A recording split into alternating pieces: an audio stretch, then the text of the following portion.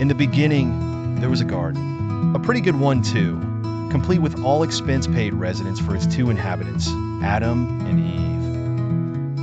The pair had the ultimate roommate situation. One house, $0 in rent, and an endless buffet of fruit and veggies, minus a rather peculiar exception, a single tree they were told not to sample from. The setup seemed ideal, but lurking in the bushes, possibly eating an apple for dramatic irony, was a snake with a penchant for mischief and a silver tongue that'd make a used car salesman envious.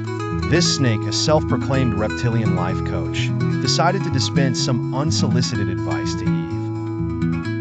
PSSSD, ever thought about trying the apples from that forbidden tree? They're organic, he hissed.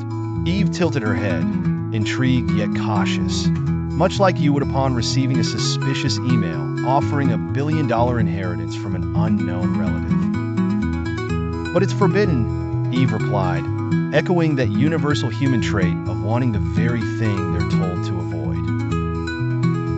But think of the benefits. You'll gain knowledge.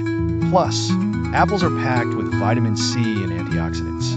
And do you really want to remain the only person without nutritional enlightenment? The snake continued. Caught between the promise of intellectual growth and her love of a good antioxidant, Eve plucked an apple and took a bite, passing it to Adam, who, without so much as a "what's the nutritional info on this?"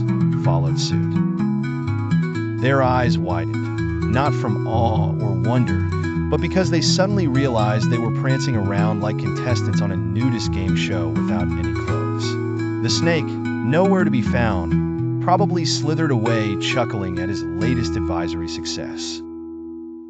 With their new knowledge, Adam and Eve were not just more self-aware, but self-conscious too, hastily fashioning fig leaf garments, the original minimalist fashion statement.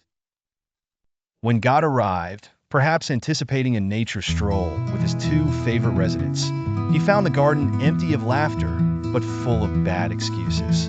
After an awkward exchange of Lord, it was the snake. And what do we do with all these apples now? The duo was ousted from their botanical paradise.